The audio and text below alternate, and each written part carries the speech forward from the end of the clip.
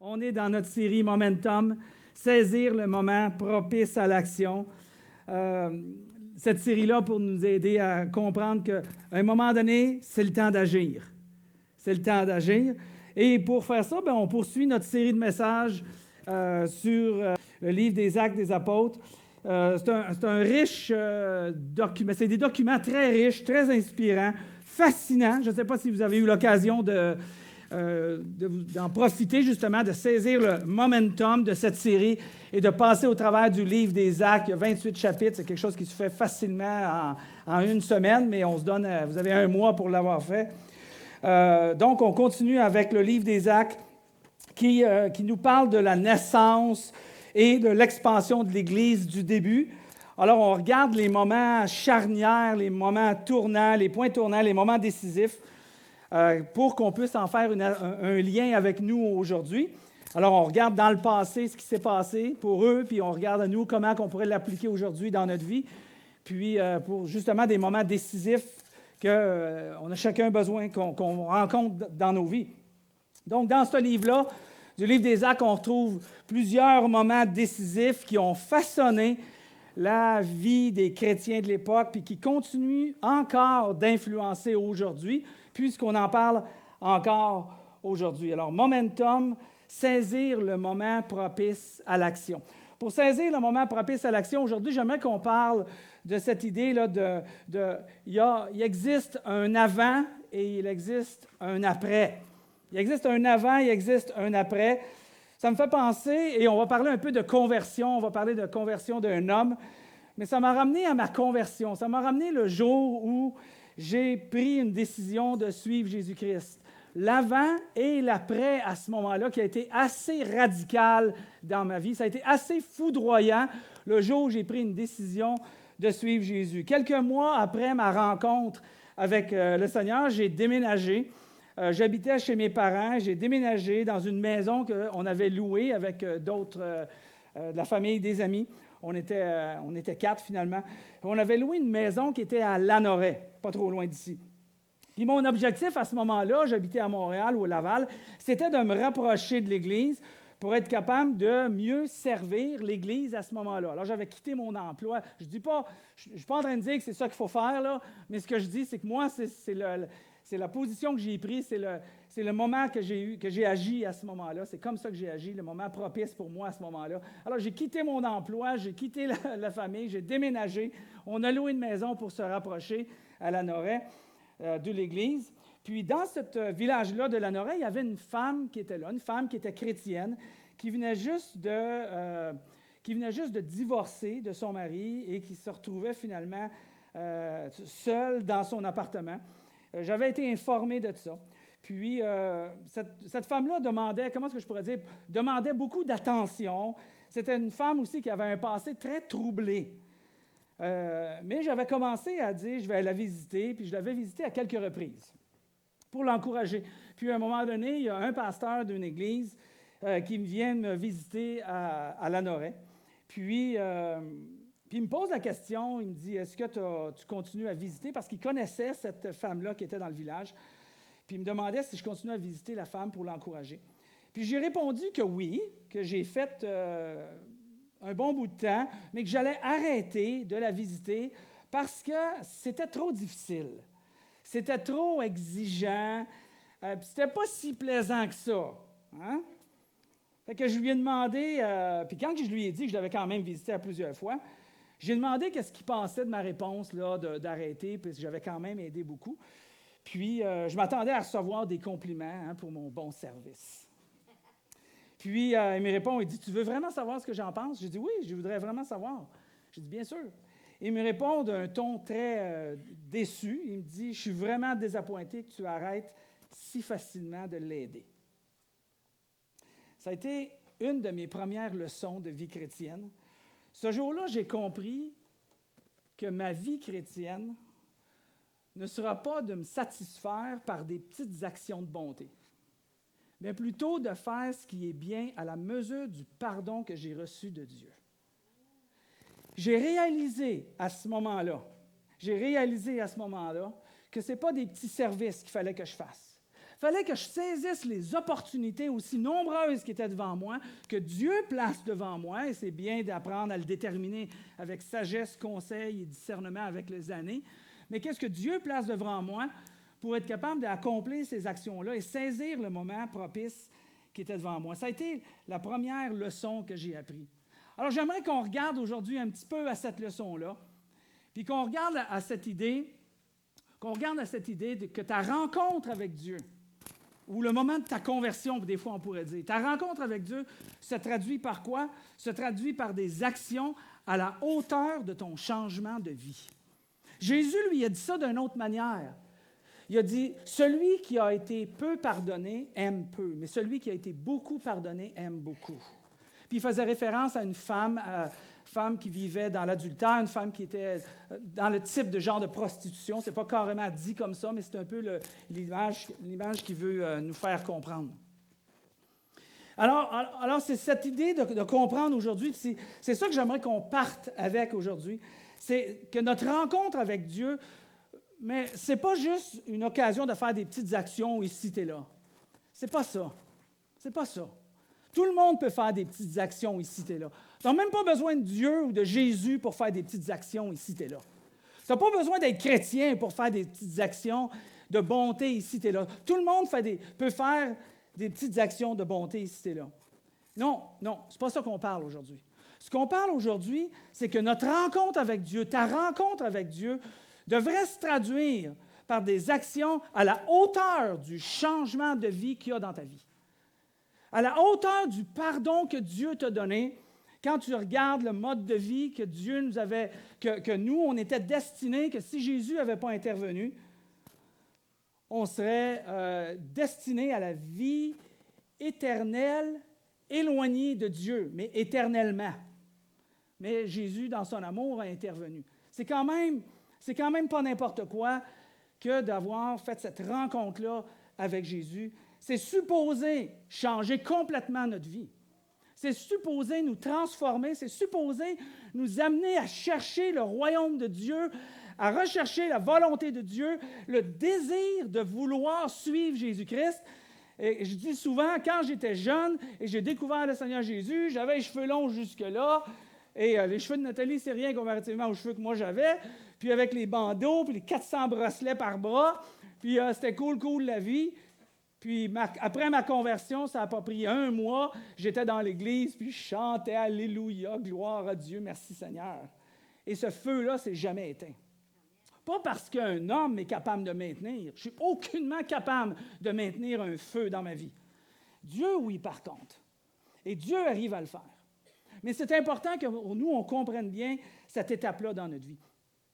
Ce moment-là, très important, qui est cette rencontre-là avec Dieu, cette transition-là, cette conversion-là qui arrive dans la vie d'une personne.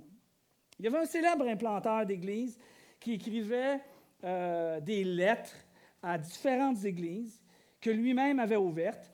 Puis cet homme-là s'appelait Paul.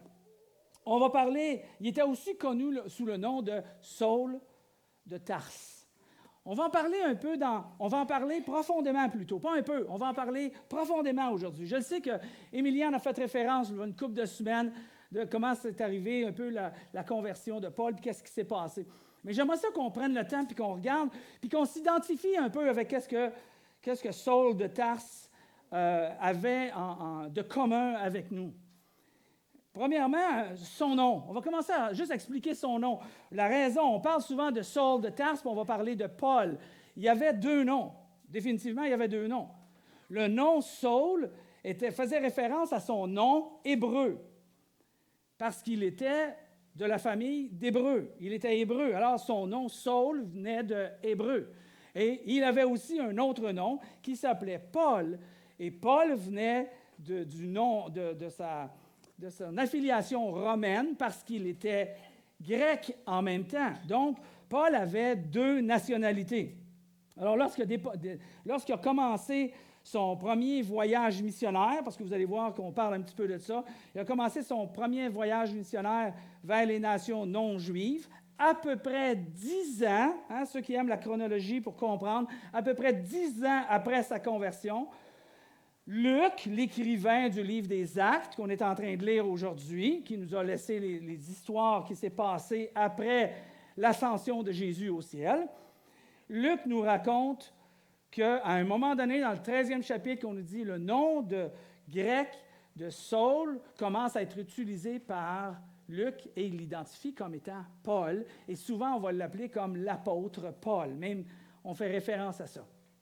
Mais juste une parenthèse intéressante que j'ai remarquée en faisant mes petites recherches pour préparer ça, que ce n'est pas parce que Paul était Saul avant de connaître Jésus, après ça, il est devenu Jésus, il a été converti par Jésus, il a eu sa rencontre, et là, on a commencé à l'appeler Paul. Absolument pas, ça n'a aucun rapport. Aucun rapport. Ce n'est pas avant sa conversion puis après sa conversion. Il y avait deux noms. Et pendant une dizaine d'années, on l'appelait quand même, et les textes faisaient quand même référence à Saul, et non pas à Paul. C'est juste qu'il y avait les deux noms qui étaient identifiés, comme je viens de vous le dire. Saul, par naissance, était juif, par conviction, était pharisien, c'est-à-dire qu'il était chef, il était un leader, il était un chef religieux dans le milieu très strict qu'on appelle les pharisiens, et qui avait certaines croyances qui étaient associées à ça. Saul était par citoyenneté, il était un Romain. Hein? Le père de Saul était juif, mais était aussi citoyen romain, donc par descendance, Saul était aussi un citoyen romain. Par éducation, Saul a grandi dans la ville de Tarse, dans un environnement grec. Alors, il a reçu une éducation grecque. En même temps, il est devenu, éventuellement, par grâce, il est devenu un chrétien. Saul porte plusieurs facettes. Saul était un missionnaire, Saul était un théologien, il était un évangéliste, il était un pasteur, il était un enseignant, il était un entrepreneur. Et il y avait un autre terme qui est souvent utilisé, comme je viens de vous mentionner, qu'on l'appelait, et il se nommait aussi l'apôtre Paul. Et l'apôtre Paul, ou Saul, a formé la pensée de la civilisation occidentale d'aujourd'hui. Il y a eu une immense influence sur le fait qu'on y prend la volonté de Dieu et qu'on apprend à la volonté de Dieu. Saul, il ne dirait pas ça. Ce que lui, il dirait, je suis le moindre des apôtres. Je ne mérite pas de porter le titre d'apôtre puisque j'ai persécuté l'Église de Dieu. Saul dit ça à l'Église de Corinthe. Il dit, je suis le moindre des apôtres. Et la raison pour laquelle il est le moindre des apôtres, c'est parce qu'il a persécuté l'Église de Dieu. Quand il parle de persécution, il fait référence à un des passages, un moment de la vie, un chapitre, si vous voulez, de la vie de Saul, qui est décrit par Luc, l'évangéliste, qui a écrit le livre des Actes des apôtres, comme on le mentionne depuis tantôt.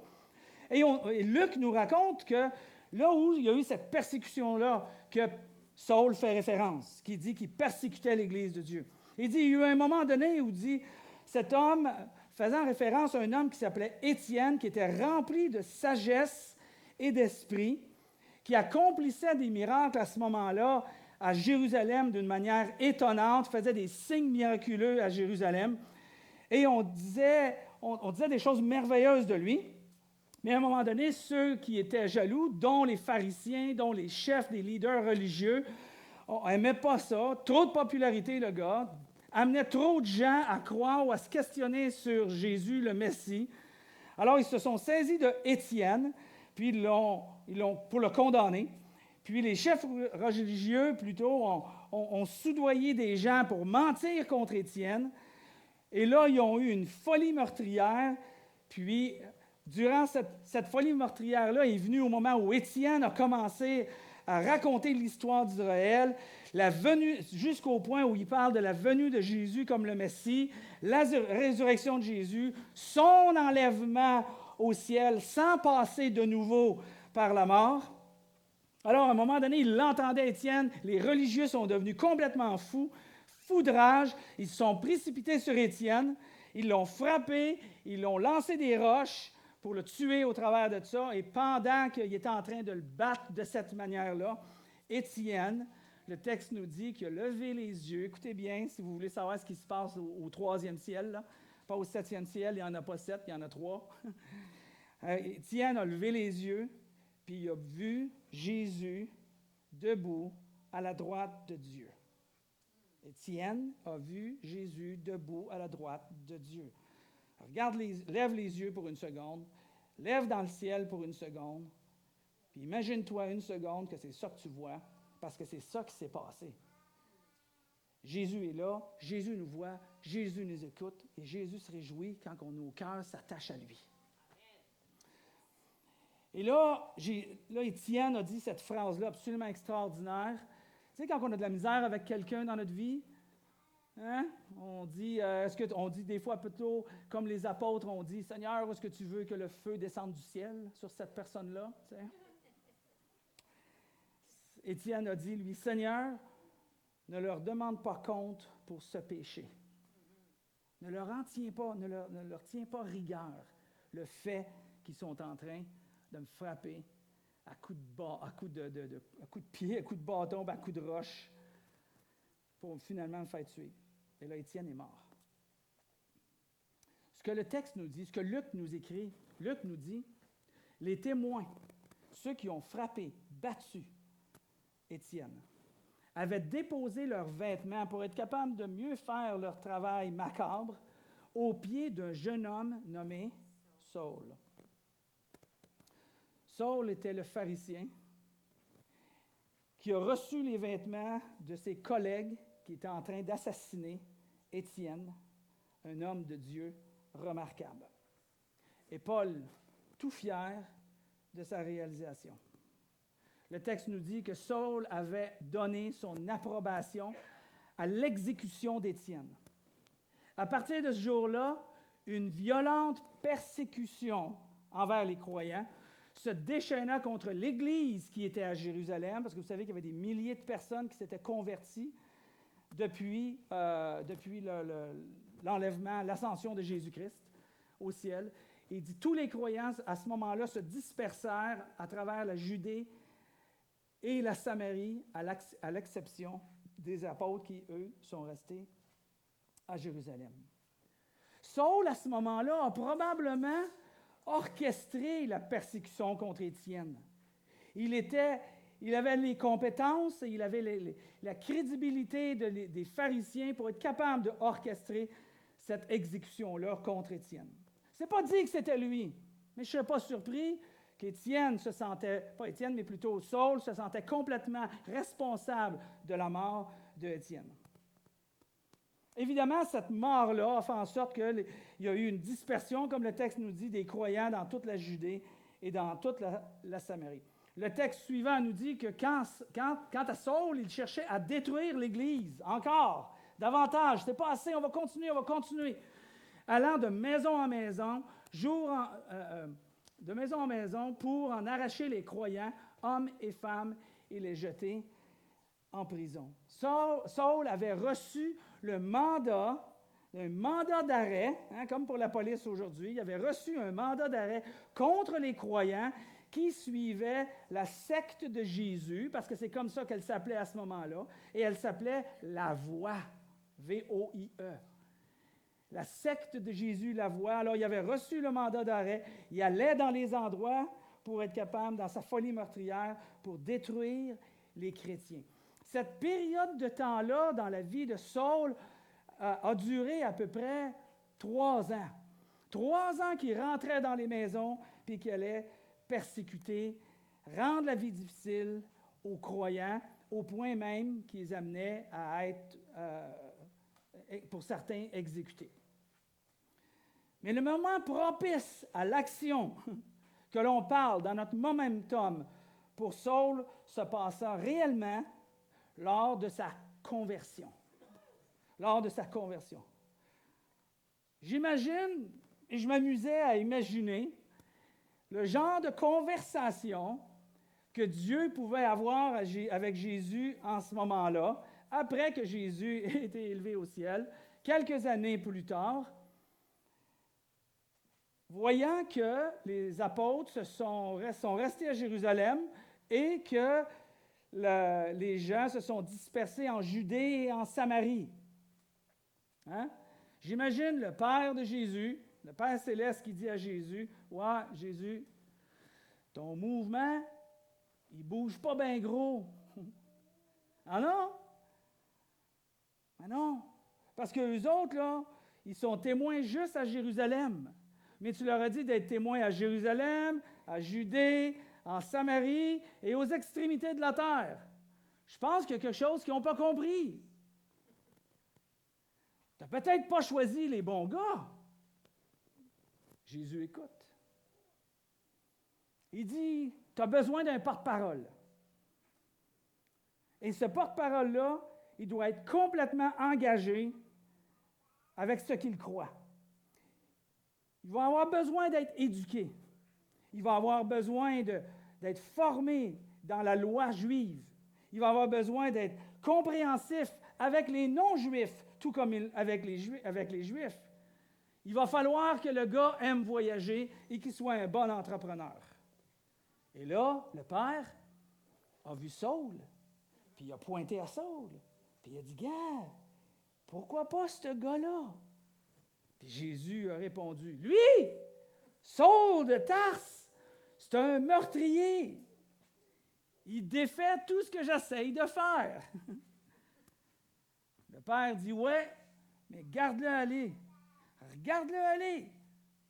C'est le genre de gars que tu aurais besoin de recruter. » Jésus répond, « OK, comme d'habitude, tu as toujours raison. » Et là, Jésus rejoignit Saul, qui était à ce moment-là en route vers la ville de Damas. Damas, près du Liban, aujourd'hui en Syrie, pour trouver, encore une fois, et capturer des croyants de ceux qui s'ajoutaient à la secte La Voix. Saul de Tarse, un homme éduqué. Tarse était une ville reconnue pour la qualité de l'éducation. Il y avait une université là-dedans qui était aussi fameuse qu'on pourrait identifier quand on parle de l'université McGill. Saul était un Hébreu d'Hébreux, complètement engagé dans la loi juive, un légaliste, la loi, la règle, traditionnel. Il a appris sous l'enseignement d'un des plus grands pharisiens qui s'appelait Gamaliel.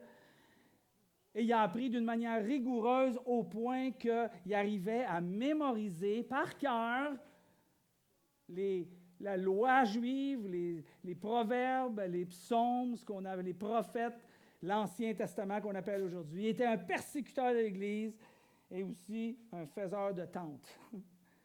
Saul, à ce moment-là, était furieux. Il était dans sa démence quand Jésus a écouté son père pour aller rejoindre Saul. Saul était furieux parce que le nom de Jésus était prêché partout par ces croyants-là, ces suiveux de Jésus.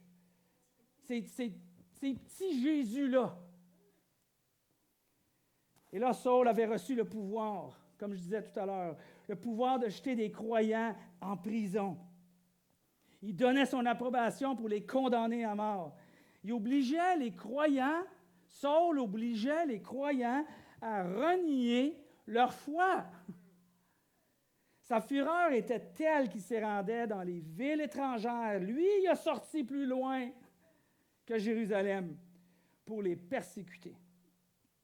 Alors, on y lit que Saul se dirigeait donc vers Damas et approchait déjà dans cette ville quand soudain, il fut environné d'une lumière éclatante qui venait du ciel.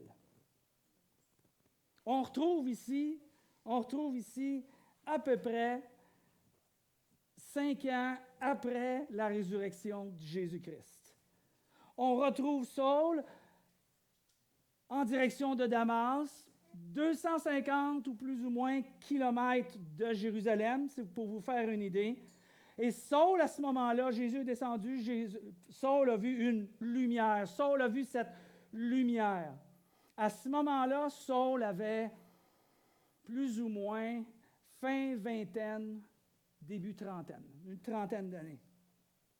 Une lumière qui a apparu à Saul, qui l'a aveuglé, et Saul est tombé par terre. Il tomba à terre et entendit une voix qui lui disait « Saul, Saul, pourquoi me persécutes-tu? Qui es-tu, Seigneur? » demanda-t-il. Deux bonnes questions à demander. Deux bonnes questions à demander. Les autres que tu peux entendre à la télévision, à la radio, dans les médias sociaux. Dieu a un plan. Puis Dieu va intervenir au moment que lui va juger opportun d'intervenir. Jésus dit à Saul à ce moment-là, « Pourquoi me persécutes-tu? » J'aime quand il dit, « Pourquoi me persécutes-tu? » Me persécutes-tu? Et il pose la question après ça, « Ben, c'est qui? Qui es-tu? Qui es-tu? » Et la voix reprit, « Je suis moi, Jésus, que tu persécutes. » Je suis moi, Jésus, que tu persécutes. Regardez, est-ce que Saul était en train de persécuter des chrétiens ou il était en train de persécuter Jésus? Et pourtant, moi, j'ai comme l'impression qu'il était en train de persécuter des chrétiens ou des gens qui suivaient Jésus. Et non pas Jésus, Jésus était mort. Mais Jésus dit, « Tu me persécutes, moi. » Ce que Jésus est en train de dire, c'est que Jésus est en train de s'identifier avec ceux qui le suivent. Et Jésus est en train de dire, ce que tu fais à un de ces petits, c'est comme si tu le faisais à moi. Quand tu fais du bien à un de ces petits, c'est comme si tu faisais du bien à moi. Et quand tu fais du mal à un de ces petits, c'est comme si tu faisais du mal à moi. Jésus explique ce principe-là que je vous partage quand Jésus parlait dans le livre de Matthieu, 25e chapitre. Vous irez lire l'histoire qui est racontée là, à ce moment-là, que Jésus explique ce principe-là. Quand tu fais du mal à un de ces petits, c'est à moi que tu le fais. Puis quand tu fais du bien à un de ces petits, c'est à moi que tu le fais. Plaçons ça dans un contexte d'aujourd'hui, en 2025, dans notre société. Moi, vous, chacun d'entre nous, quand on fait du mal à un frère dans l'Église, une sœur dans l'Église, un croyant dans l'Église, quand on fait du mal à un de ces petits qui appartient à Dieu, grâce à Jésus-Christ, c'est à Christ qu'on fait mal. C'est à Dieu qu'on fait mal.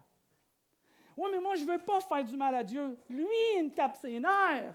Mais je ne veux pas faire du mal à Dieu. Mais quand lui il tape ses nerfs et on ne réagit pas bien avec lui qui nous tape ses nerfs, c'est à Dieu qu'on fait mal, c'est à Jésus qu'on fait mal. Regardons-le d'une manière différente, ça va nous aider à notre amour les uns envers les autres. Et de ne pas laisser les relations qui viennent nous chercher émotionnellement mal agir les uns envers les autres, sachant que ce mal-là vient atteindre Jésus-Christ. Et que ou la même chose, faisons le bien, sachant que quand on fait le bien envers quelqu'un, particulièrement envers quelqu'un qu'on n'aime pas trop, tu sais, le genre de dame qui habite à Lanoret, que je n'ai pas le goût d'aller voir trop souvent parce qu'elle est difficile, là. Hein? Mais quand on aide des gens, quand on supporte, quand on encourage des gens de cette manière-là, puis c'est difficile, puis on n'a pas le goût, puis ça nous demande quelque chose, puis c'est exigeant, puis il y a un prix à payer, puis c'est à long terme souvent, puis Jésus sent que tu l'aimes. Jésus sent que tu l'aimes. Alors, qui es-tu? Il dit. Alors Jésus répond, mais relève-toi, entre dans la ville, et là on te dira ce que tu dois faire. Entre dans la ville, on te dira ce que tu dois faire. Alors Saul s'est probablement demandé, qu'est-ce qu'il veut que je fasse? Qu'est-ce qu'il veut que je fasse? Et ça, c'est la bonne question à se poser. C'est la marque de notre conversion. C'est la marque de notre conversion à Jésus-Christ. Qu'est-ce que Jésus veut que je fasse? Qu'est-ce que Dieu veut que je fasse? Quelle est la volonté de mon Seigneur? Comment je peux me soumettre à ce que lui veut? Est-ce que je cherche à développer ma compréhension de la volonté de Dieu pour être capable de marcher à la suite de Jésus, pour être capable de mieux aimer Dieu et mieux aimer les gens autour de moi, glorifier Dieu dans ma vie d'une autre manière? La bonne question à se demander. Pendant ce temps-là, Jésus, après qu'il a parlé à Saul, s'est révélé aussi à un homme qui s'appelait Ananias. Ananias qui était déjà dans la ville de Damas. Ananias qui était un leader parmi les gens qui suivaient Jésus-Christ, qui était un bon leader, probablement regardé avec beaucoup d'autorité. Et là, cet homme-là a reçu la vision de Jésus et Jésus lui a dit d'aller rencontrer Saul parce que Saul était parti de ce momentum qui est arrivé dans sa vie. Il est rentré dans la ville. Saul avait été aveuglé de cette lumière-là et Jésus a demandé à Ananias de se rendre dans la maison où était Saul de façon à ce que Saul puisse recouvrir la vue parce qu'il priait, puis il avait reçu une vision. Saul avait reçu une vision aussi que Ananias viendrait, lui imposerait les mains, puis il puisse être capable de voir. Mais Ananias a entendu ce que Jésus disait, mais Ananias connaissait Saul, connaissait sa réputation à ce moment-là. Alors Ananias protesta. « Maître, t'es pas sérieux? T'es pas sérieux? Tout le monde parle de cet homme-là et des choses terribles qu'il fait de son règne sur terre, sur ton peuple, à Jérusalem. » C'est donc bien beau comment est-ce que Dieu voit les gens, puis comment il amène son plan à réalisation. Peu importe notre passé, Dieu peut nous utiliser pour utiliser de grandes choses. Peu importe notre passé, Dieu peut nous utiliser pour établir, faire de grandes choses. Ça, je voulais l'apporter comme un encouragement pour chacun d'entre nous. Je voudrais que chacun se dise « Ah oui, mais moi, ma vie, j'ai fait ci, j'ai fait ça, j'ai agi de même, j'ai pensé de même, j'ai pas continué, j'ai pas persévéré, j'ai abandonné, j'ai critiqué. » Oui, c'est vrai, mais on a un Dieu de seconde chance. On a un Dieu qui nous ramène toujours à lui. Il est un père comme envers ses enfants. Et je ne critique pas mes enfants pour les fautes qu'ils ont faites durant toute leur vie, même si mes enfants font presque jamais de fautes. Mais quand même. C'est le Dieu qui... Alors, c'est important de réaliser que Dieu nous aide, nous amène. Regarde pas ton passé, regarde pas ce qui t'empêche. Lève-toi, puis avance. Lève-toi, puis continue. Saul, il disait, « Je suis le moindre. » Il continue en disant, « Je suis le moindre des apôtres. Je suis le moindre de tous les croyants. Je suis le moindre. » Pourtant, Dieu m'a accordé cette faveur d'annoncer aux non-juifs la richesse infinie du Christ. Hein? Ça a été les paroles de Jésus avec sa conversion. Saul a passé quelques jours à ce moment-là à Damas. Et la première chose qu'il a faite, qu'est-ce qu'il a fait? Qu'est-ce qu'il a fait l'apôtre Paul ou Saul à ce moment-là? Toujours appelé Saul. Qu'est-ce qu'il a fait? Il est rentré dans les synagogues. Probablement que les gens, puis là, les gens fuyaient à gauche puis à droite. Et là, Saul s'est levé, placé probablement au milieu d'un endroit qu'on était capable de l'entendre. Puis il s'est mis à prêcher Jésus-Christ comme étant le Messie, le Fils de Dieu, le roi, le sauveur du monde, l'espérance pour les nations juives et pour les non-juifs. Les gens devaient être comme, comment ça se fait? Comment ça se fait? Quel témoignage après une conversion? On n'a pas besoin d'attendre pour être capable de communiquer ce message-là aux gens qui sont autour de nous. De communiquer avec sagesse, avec écoute, avec amour, avec discernement, avec patience à des gens qui n'ont pas encore découvert Jésus-Christ, Fils de Dieu, qui ont simplement connu Jésus dans leur tête, mais ça n'a jamais rentré dans leur cœur, puisqu'ils n'ont jamais suivi Jésus-Christ. Hein? Jésus nous appelle avec cette mission-là aujourd'hui, qui a donné à chacun d'entre nous de faire comme l'apôtre Paul, et d'annoncer le message de Jésus. Parle à ton frère, ou parle à ta sœur, ou parle à celui qui va décéder bientôt. Parle à ton voisin. Invite-le dans une assemblée. Écoute-le. Sois plein de compassion envers lui. Change ton comportement de façon à ce que tu sois attirant pour lui. Plein de manières qu'on pourrait faire de façon à faire connaître le message de Jésus-Christ. On n'est pas tous des prêcheurs, puis ça, je comprends ça. Hein? Ça, je comprends ça. Je suis payé pour parler. C'est merveilleux. J'adore ça. J'adore être parlé. J'adore parler plutôt. Hein? Fait que c'est facile. C'est plus facile. Je comprends. Mais on peut tous avoir des moyens associés à chacun d'entre nous selon nos expériences, nos talents, notre compréhension, notre perspective qui va être différente qu'un autre, jamais un autre va avoir. Pour être capable de montrer aux gens que Jésus-Christ, c'est l'espérance de cette vie. Inquiète-toi pas avec les politiciens. Inquiète-toi pas avec les inflations. Inquiète-toi pas avec les choses qui bouleversent ta vie. Non. Regarde à Christ. Lui, il a un plan. Puis il a tout un plan pour toi. Puis il va organiser toute ta vie de façon à ce que d'autres, leur vie puisse être sainement organisée. Absolument. Alors, on est appelé, on est invité, comme Saul a été, à annoncer. On va y arriver. Mais le Seigneur lui dit, merci, annoncer que les gens devaient changer, se convertir à Dieu et traduire ce changement par des actes. Momentum. Saisir le moment propice à l'action. Et le meilleur et de loin, momentum qu'on peut avoir, c'est lorsqu'arrive notre conversion. La conversion est le plus grand momentum qu'on n'aura jamais dans notre vie, qui va être le mobilisateur pour nous permettre d'annoncer aux gens qu'ils doivent changer, se convertir à Dieu et traduire ces changements par des actions.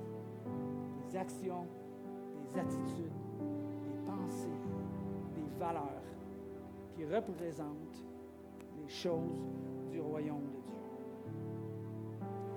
L'histoire de la conversion de Saul nous enseigne que lorsque Dieu nous choisit, ce n'est pas seulement une rencontre, mais un départ.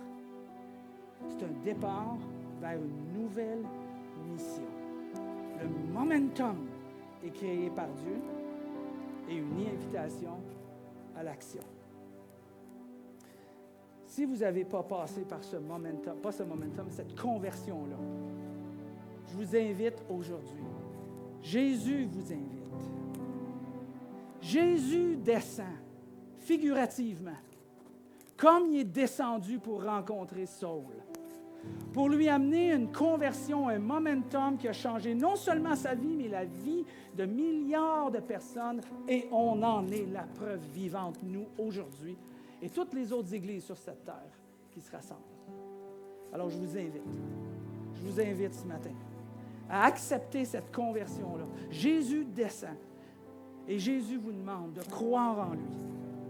Il vous demande de reconnaître qu'il est le Fils de Dieu, qu'il est venu sur cette terre, qu'il a donné sa vie, il est mort à cause ou pour nos péchés, parce que nous étions destinés à la mort et à la séparation de Dieu, mais grâce à lui, il a pris tes péchés, mes péchés, et il les a crucifiés sur une croix, de façon que devant Dieu, Jésus devient le bouc émissaire, celui qui a pris les péchés sur ses épaules, de façon à ce que moi, je puisse être vu devant Dieu, fondamentale-là de la vie du chrétien. Pas toute la Bible, pas tout ce qui est écrit, pas toute la vie des autres chrétiens. C'est pas ça que je te demande de regarder.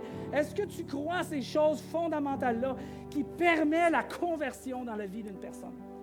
Et si oui, je te demande, avant qu'on parte, avant qu'on finisse le dernier chant, je te demande de fermer les yeux, je te demande de parler à Dieu, puis de dire à Dieu que tu admets ces vérités fondamentales-là et que tu veux recevoir Jésus dans ta vie. Et Dieu te donnera non seulement Jésus-Christ, mais il va te donner aussi son Saint-Esprit, de façon qu'à partir de maintenant, tu sois capable de le suivre pour accomplir des actes incroyables que Dieu met sur ton chemin. Puisque je ne vais pas te laisser l'opportunité de ne pas avoir de temps pour prier et que tu partes sans faire cette prière, j'aimerais la faire avec toi aujourd'hui si ça n'a pas été fait. Et tous ceux qui ont passé par cette étape-là, qui ont vécu cette conversion-là, je vous demanderai de vous joindre à moi dans la prière. Je vous demanderai de lever vos cœurs à Dieu. Et je vous demanderai de le faire avec modération. Regardez comment est-ce que j'aimerais qu'on le fasse. Avec modération. Mais j'aimerais qu'on entende vos prières. J'aimerais qu'on entende vos prières. Je ne dis pas là, qu'on se lance à terre. Ce n'est pas ça que je suis en train de dire. Je veux qu'on aide la personne qui voudrait faire cette conversion-là, qui voudrait avoir cette conversion-là, puis peut-être qu'il a la timidité de prier. On va l'aider.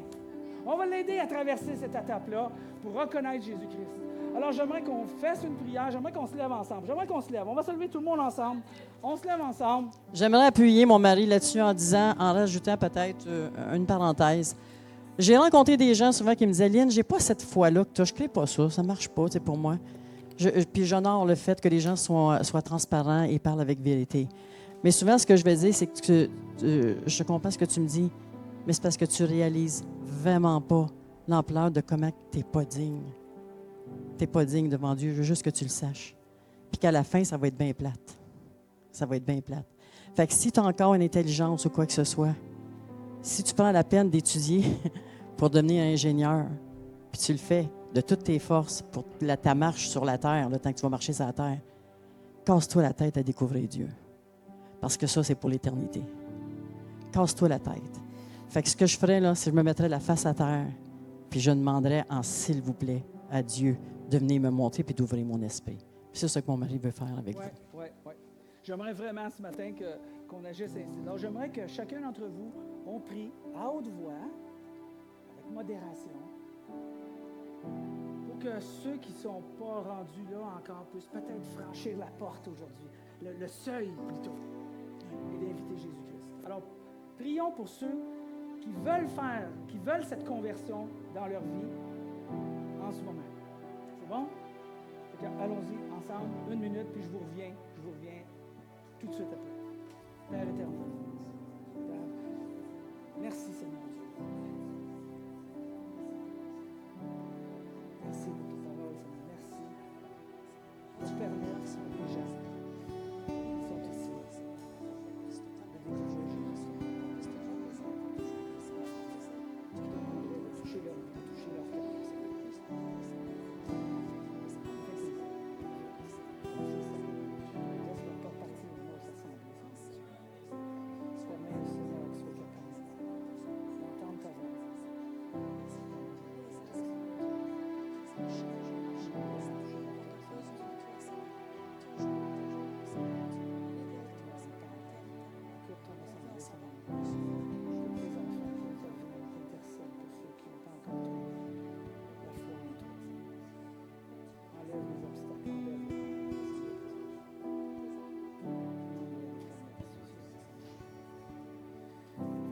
Père éternel, Père, on te demanderait, on te prie, tout le monde, on s'est joint, Seigneur, pour que tu écoutes la prière de ton assemblée, la prière de cette Église qui veut, Seigneur, que des personnes puissent trouver la foi en Jésus-Christ. Enlève les obstacles pour celui ou celle qui est ici et qui veut franchir cette étape, cette conversion-là. Seigneur, cette personne qui admet que Jésus est le Fils de Dieu, cette personne qui admet qu'il est le Messie, que sans Jésus, il n'y a pas de vie éternelle, mais qu'avec lui, la vie est promise pour l'éternité à partir d'aujourd'hui, de ce moment-là, de cette seconde même. Alors, Seigneur, celui qui te dit ces mots, qui te dit, Père, je crois en toi. Qui es-tu? Tu es Jésus-Christ, celui qui a donné sa vie. Je crois en toi, j'accepte Jésus dans ma vie. Je l'accepte comme mon Seigneur, je l'accepte comme Sauveur. Il est le Messie, le Roi de ma vie. Je te demanderai de venir dans ma vie, de me sauver, de me pardonner de mes péchés. Grâce au sacrifice de Jésus, je te demande, permets qu'il n'y ait rien qui vienne faire obstacle à cette prière, Seigneur Dieu. Et c'est au nom de Jésus que je fais cette prière, que cette assemblée appuie dans cette prière et tout le monde déclare Amen.